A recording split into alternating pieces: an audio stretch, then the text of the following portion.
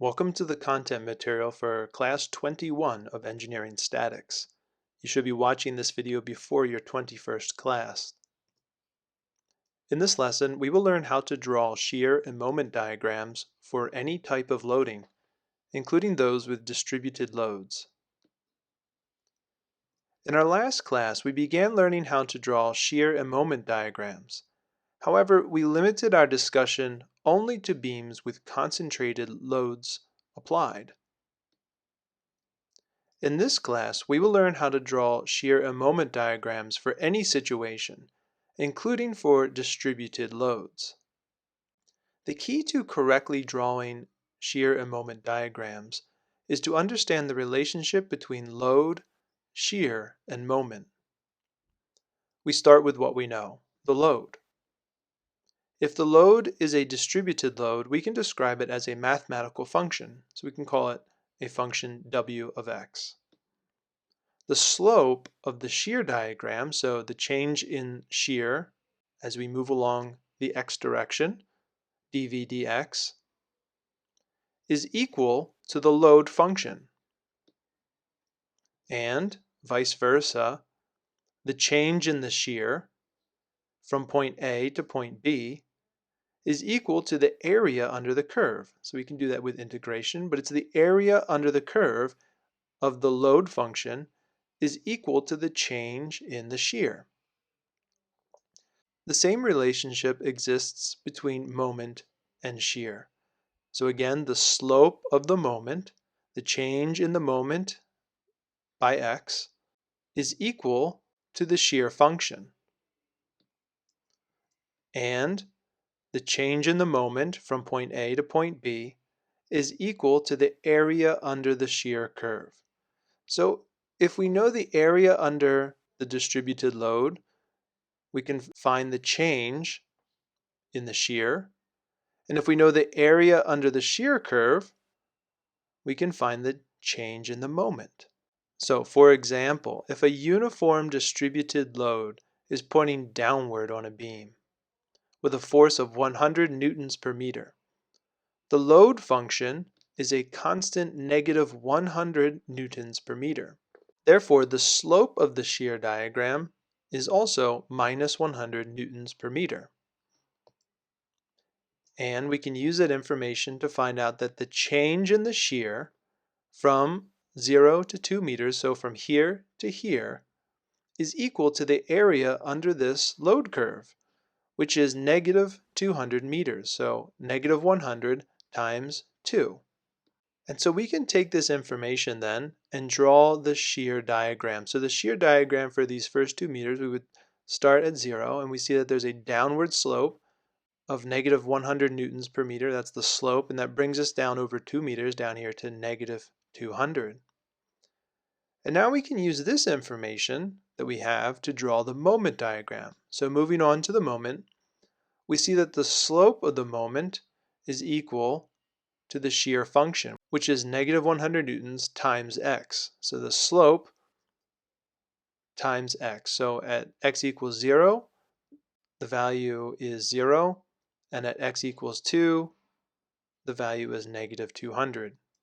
And so to find the change in the moment from 0 to 2 meters, we can take the integral of this function, which works out to negative 200 newton meters. And that's also the area under this curve. The area of this triangle would be 200 times 2 divided by 2, so negative 200. And so the change in the moment from 0 to 2 meters means that the moment is going to go down by 200, so to negative 200 newtons per meter. And we know the shape is going to be curved. And so we'll talk more about this in the examples, but we can see here that this relationship that a uniform distributed load gives us a straight sloped shear, which gives us a parabolic curved shape moment. And so as long as we understand the relationship between load, shear, and moment, and we understand that the change is equal to the area under each of these curves, we can easily, step by step, draw each of these curves. And here's the actual procedure. So go ahead and you can keep this as a record and we'll look at that. So first we have to determine the reaction forces. That's always first.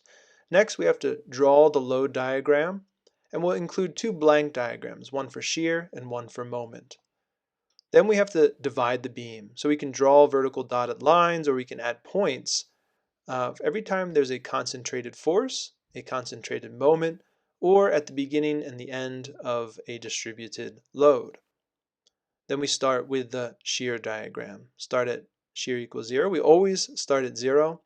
And wherever there's a concentrated force, we jump up or jump down in the shear diagram, depending on if it's an upward or a downward force. Wherever there's a concentrated moment, we do nothing in the shear diagram. Whenever we encounter a distributed load, we go to the end of the load and we go up or down based on the area under the distributed load. And then we connect the points with the correct shape. So we use a straight line for a uniform load, so a straight slope if it's a uniform load. And if our loading is triangular, is already sloped, then we use a parabolic shape to connect the shear diagram. We should make sure that at the end, we end at 0 again. If not, then we've done a mistake and go back and check your work. And finally, if the shear crosses the x-axis somewhere, you will need to determine the value of x there as well. Then we want to calculate the area under each segment of the shear diagram. We can use just simple arithmetic to find that. Areas of rectangles, areas of triangles, and then we can start to draw the moment diagram. Again, start at moment equals 0. We always start at 0.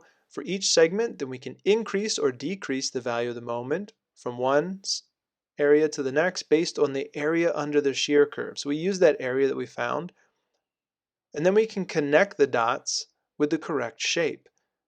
It could be a straight slope, or it could be a parabolic or cubic shape. And whenever there's a concentrated moment, we need to jump. For clockwise concentrated moments, the moment diagram will jump up. For counterclockwise concentrated moments, we will jump down. And again, we should end at 0. If not, check your work. Now the best way to learn this is by seeing an example. So I'll show two examples of how to put this procedure into action. Okay, in this example, we'll start the way that we'll always start, which is solving for the reaction. So in this example, we have a fixed support on the right-hand side. And so that means we can have a y, an x component, and also a moment. So I'll call that moment A. Add on our external forces, 4, 6, 8, and let's solve. So in the x direction, sum our forces in the y direction. See that AY is equal to 18 kilonewtons. And we'll take the moment about the point A.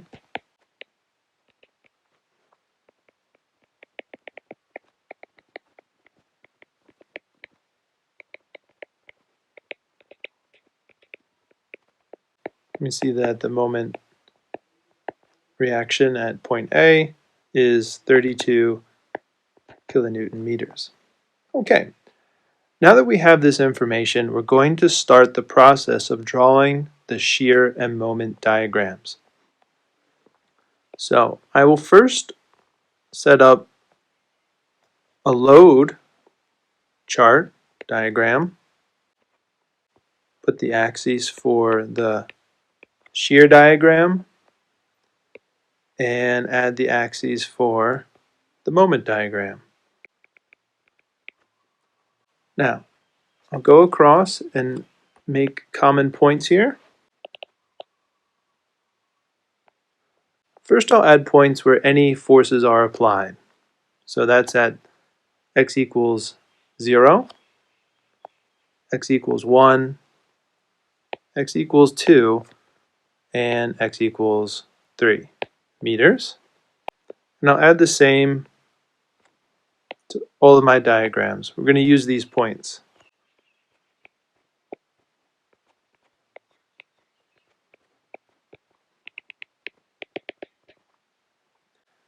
Next, I'll draw these forces. So I start with the concentrated forces. We have 4 of these. And I'll also add the moment, which is right here. And that has a magnitude of 32 kilonewton meters. At this point, I can begin to draw the shear diagram. So when we do the shear diagram, we first start at 0. We always start at 0. And then we go in the direction. So we have a downward force, concentrated force. So we're going to go down by the same amount. So we're going to go down to -4. Then there's nothing going on, so we're going to move over in a straight line to our next point. Here at x equals 1, again we have a downward. So we're going to go down by 6, so 4 and 6 brings us down to -10. Again, nothing going on between x equals 1 and x equals 2.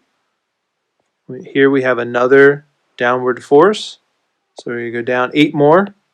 10 and 8 together makes -18. And we go over here, at which point we have an upward 18. And that brings us back to 0. And so we want to come back to 0. We always need to start and end at 0. After this, we're going to find the area inside of these. So we have 3 rectangles. And the area here will be 4 times 1, so 4 kilonewton meters. This rectangle has dimensions of 10 and 1, so that makes the area 10, and it's minus 10. And the dimensions over here are 18 by 1, so minus 18 kilonewton meters. Okay, so now that I have the area, I can move on to drawing the moment diagram. So the moment diagram also starts at 0. So we start at 0, and then we see that we move by the area. So the area goes down by 4, so we go down 4. The area of the shear diagram is -4, so we're going to go down to -4. -4. It's a straight line, so we're going to make a straight line here. The slope is constant. Next, we see that the next step down is to go down by 10 more, so from -4 to -14. And our next area is 18, so down to -32. Again, all these are straight lines. These lines are not curved, they're straight lines. And then we see that there is a clockwise, okay, we have a clockwise moment up here. It goes in the clockwise direction. So a clockwise moment means that we jump up, and we jump up by 32. And again, that brings us back to 0. So we always want to start and end at 0. So the moment diagram has 3 straight lines. 1, 2, and 3. All these are straight lines. And then one jump, bringing us back to 0. And so at this point, we've completed the shear diagram. We've labeled each point. And we've completed the moment diagram, and we've labeled each point. Our next example is a little more complicated. We've got distributed loads. Right, so we have a distributed load here. We have a concentrated force, and we have a moment applied. And then we'll have reactions, at our two supports. So it has a little bit of everything in this example. And so let's look at how we can do this. As usual, the first thing we need to do is we need to determine the reactions at the supports. Start by drawing a free body diagram.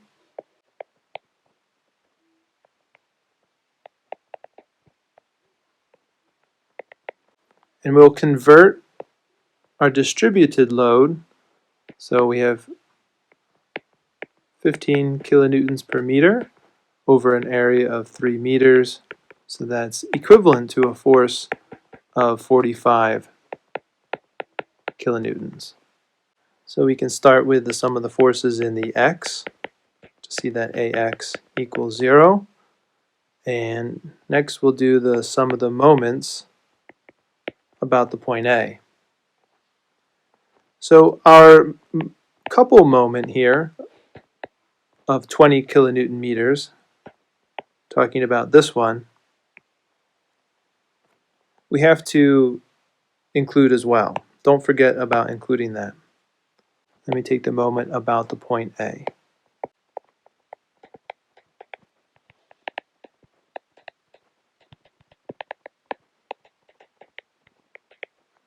So for this value here of 6.5 meters, we know that this distributed load will occur right in the middle of the distributed load, and so it's 1.5 meters away from the point B, and so that's where that 6.5 meters comes from. So we can take this information and we can solve for B.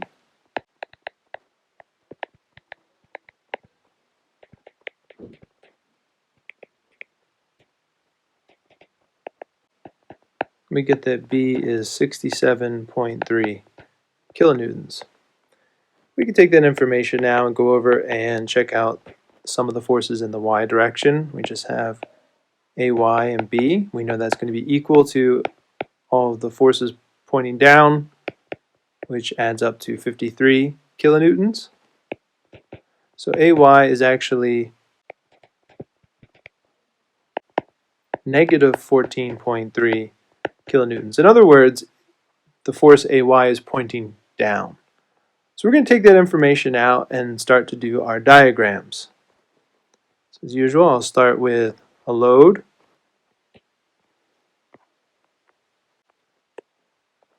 a shear, and a moment. And let's look at all the possible points that we need to know on the x-axis.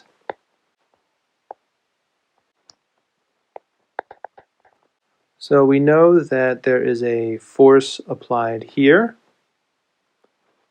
at 2 meters. We have a moment at 3 meters. We have a concentrated force at 5 meters. We have a concentrated force and the beginning of the distributed load. So I'll put those here. We have the concentrated force, which has a value of 14.3, pointing down. Here we have a moment, 20, another downward concentrated force, an upward concentrated force. And here we want to include the full distributed load. We cannot change this into an equivalent force. So we need to include the full distributed load, which has a value of 15 kilonewtons per meter. Okay, now with all the forces identified, we're going to start drawing the shear diagram. Add on our points first.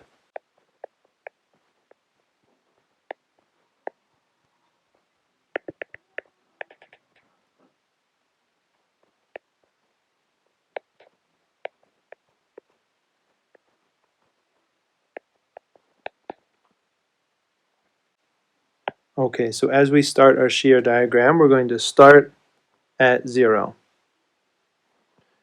And we see there's a concentrated force downward. So we go down by 14.3. Nothing happens, so we move in a straight line until we get to this moment. So because there is a moment here, this has no effect on the shear. So we're going to continue on straight, but we'll mark a point there. At 3 meters, we have a downward by 8. So we go down by 8. That brings us down to negative 22.3. Nothing happens, so we go in a straight line.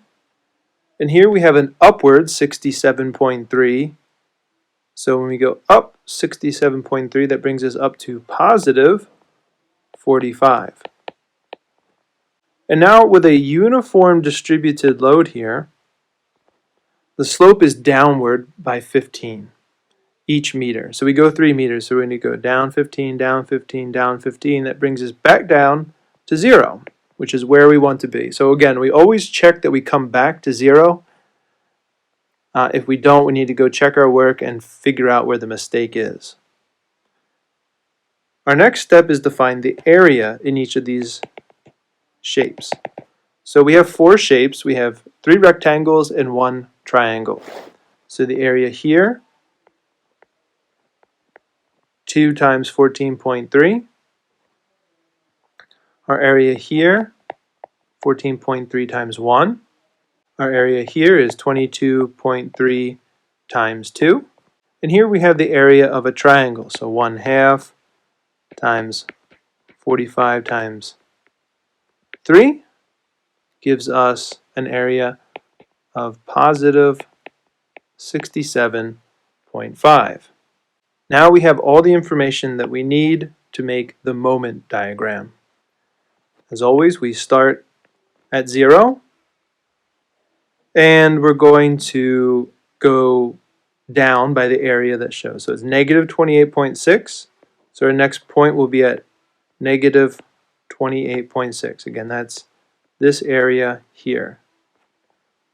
So we know that the moment changes by the area under the shear diagram. And this is a straight line, so we know this is a straight line connecting those points. Our next point at x equals 2, we have a clockwise moment. So this clockwise moment up here, clockwise results in an upward jump. Clockwise results in an upward jump of the moment diagram. So we're going to go up by that value, up by 20, so we're at minus 8.6. After that, we see the area is negative 14.3, so that brings us down to negative 22.9. Our next area is 44.6. So if we add those two numbers together, it brings us down to negative 67.5. And again, that's a straight line because this is a straight line. But in our next segment, we have a sloped line. Okay, so there's a slope here in this triangle shape. So this shape here needs to be parabolic. So we go up by 67.5. We know that that brings us back to 0, so that's good. But the question is it a straight line or is it a curved line? And we know it's a curved line, it's parabolic, because we have a sloped line in the shear. So that means that our moment curve will follow a shape that curves like this. And at this point, we have completed the moment diagram. As you can see, it has straight lines. We have a straight line here, a straight line here, and a straight line here. It has a jump, and it has a curved line here. So that's it. Go ahead and prepare for the quiz.